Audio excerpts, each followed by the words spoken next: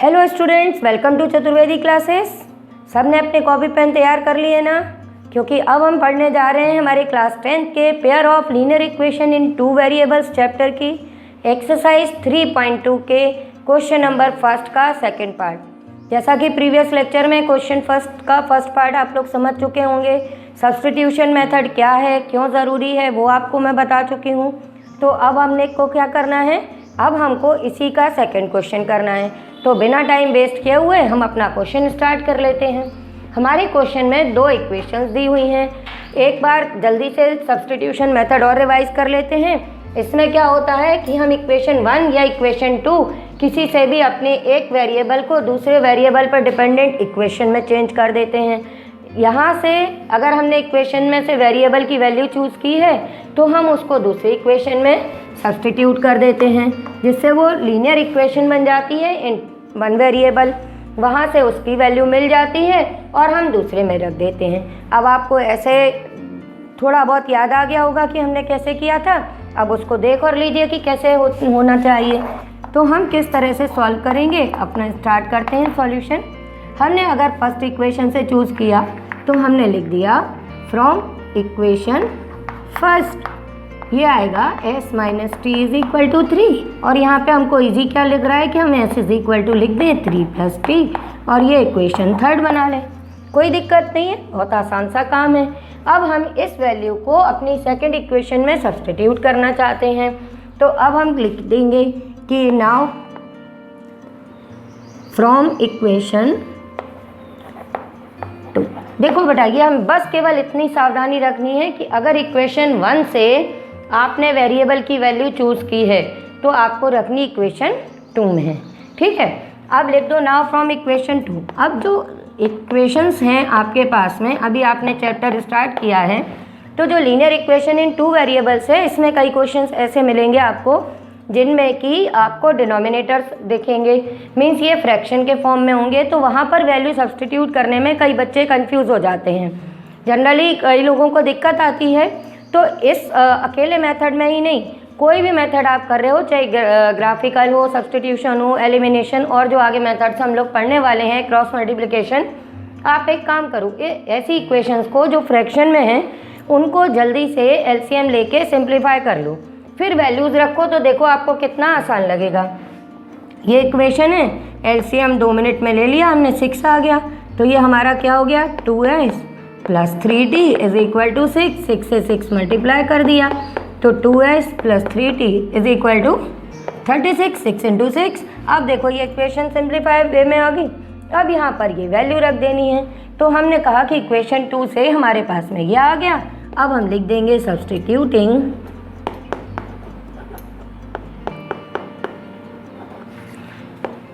Substituting value of s from equation, ये s from equation third in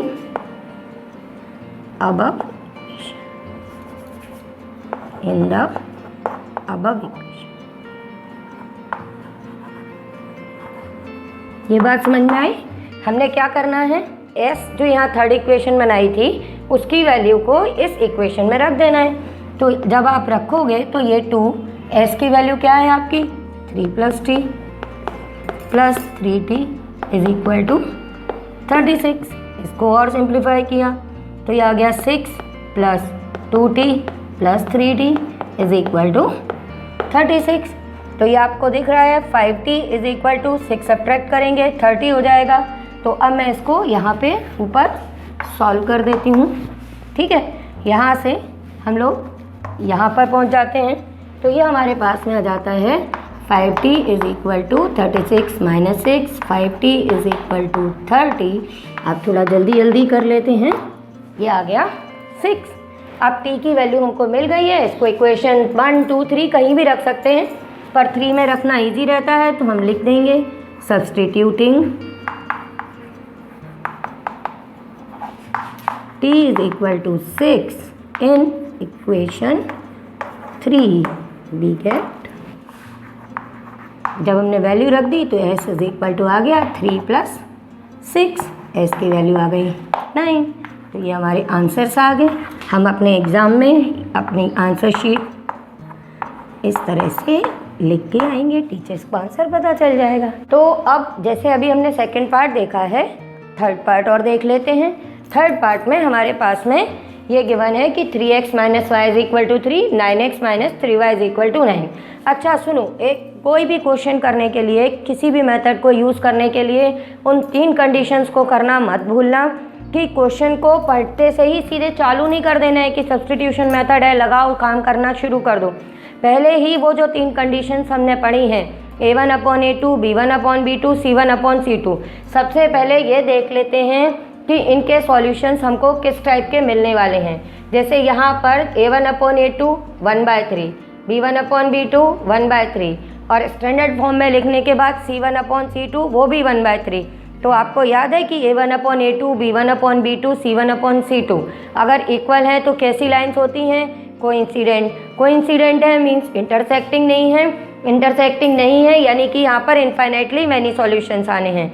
तो ये condition अगर आपने पहले ही देख ली तो आप मेथड लगाने के बाद में बिल्कुल भी टेंशन में नहीं आओगे, किसी तरह का कन्फ्यूज़न क्रिएट नहीं होगा। ठीक है बेटा, तो हर मेथड से पहले ये चीज़ अपन रफ में ट्राई कर लेना। अब इसको कैसे सॉल्व करेंगे? मान लो कि ये आ गया और जल्दी जल्दी में हमने कंडीशन भी नहीं देखी, तो हमारे पास में किस तरह का रिज़ल्ट आएगा, अब वो मैं तुमको करके दिखा देती हूँ। तो जैसे मैंने पहली इक्वेशन ये सपोज़ की और ये दूसरी ले ली, तो हम जैसे स्टार्ट करते हैं क्वेश्चन वैसे ही किया, फ्रॉम इक्वेशन फर्स्ट। ठीक है, इक्वेशन फर्स्ट है अपनी 3x - y = 3। अब यहाँ से हमको क्या इजी दिख रहा है कि हम यहाँ से अगर y की वैल्यू निकाल लें तो वो इजी रहेगी। फिर भी आपका जैसा भी मन हो, मान लीजिए आप 3x = 2 ही लिखना चाहते हैं तो ये 3 + 5 हो जाएगा। x = 3 + y होल 3 और इसको नंबरिंग कर दी हमने 3। अब हम क्या करते हैं इसके बाद में? इसके बाद हम लिखते हैं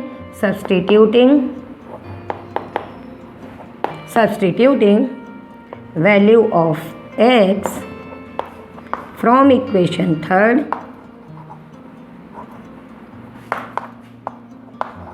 in equation। देखो ये चीज़ याद है ना कि अगर फर्स्ट इक्वेशन से वैल्यू निकाली है तो हमको किस इक्वेशन में रखना है? सेकंड में। तो अब हम ये लिखेंगे वी गेट। अब सेकंड में हमने वैल्यू सब्स्टिट्यूट की तो ये क्या होगी? 9 × 3 + y होल 3, क्योंकि हमने x को इससे रिप्लेस कर दिया और आगे हमने फिर सेम वे में सॉल्व कर लिया। -3y = 9। अब देखो जब ये कैंसिल हो रहा है तो हम इसको कैंसिल कर देंगे। कैंसिल करेंगे तो ये क्या आएगा? 3 × 3 = 9 + 3y -3y = 9। अब यहाँ 3y से 3y कैंसिल हो गया, ये क्या आ गया? 9 = 9। यहाँ पे तो कोई वेरिएबल ही नहीं है, मीन्स आप कैसे आंसर निकालोगे कि x का आंसर क्या है, y का आंसर क्या है ना? तो जो चीज़ मैंने कहा था कि अगर आपने कंडीशन पहले से सोच रखी होगी तो आप इसको देख के टेंशन में नहीं आओगे। अब यहाँ पर भी देख लो बेटा, ये अगर दोनों पार्ट इक्वल आ रहे हैं, कई बार ऐसा भी होगा यहाँ 8 आ रहा होगा यहाँ 9, तो वो अनइक्वल आएंगे तो वहाँ पे हम लिख देंगे नो सॉल्यूशन। अब यहाँ 9 = 9 दोनों पार्ट इक्वल आ रहे हैं left hand side right hand side, तो इसके बाद में हम क्या लिख देंगे कि this result is true is true for all values of y। अब हमको क्या देख लिया कि ये सभी रिजल्ट y की सभी वैल्यूज़ के लिए ट्रू है, तो अब हम लिख देंगे कि देयरफॉर पेयर ऑफ लीनियर